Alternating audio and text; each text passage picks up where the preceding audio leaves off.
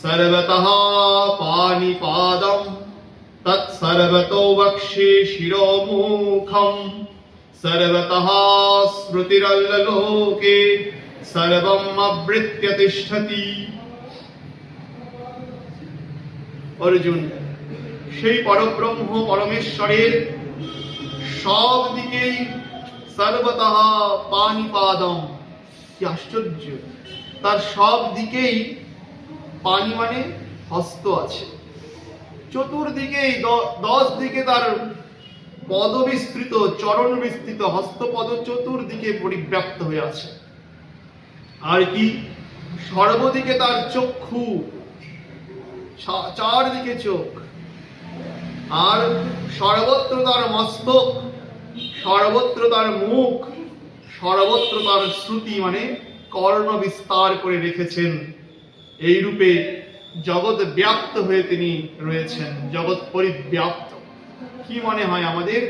আমরা কয়েকদিন আগেই বিশ্বরূপ দর্শন যোগ আলোচনা করেছিলাম।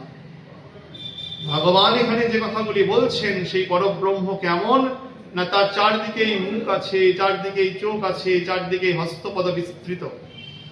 তিনি তাহলে এখানে কি মনে হচ্ছে?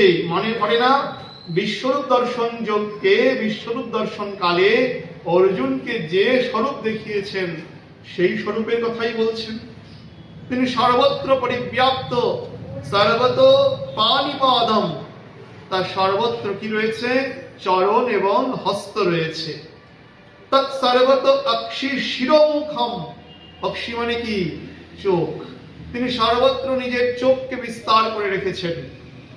সর্বত্র শিরোমুখম, মাথা সর্বত্র, মুখ সর্বত্র।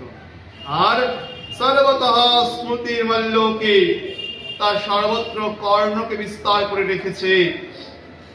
সর্বত্রমাবৃত তিষ্ঠতি, সম্পূর্ণ জগৎ পরিব্যাপ্ত হয়ে আছেন তিনি।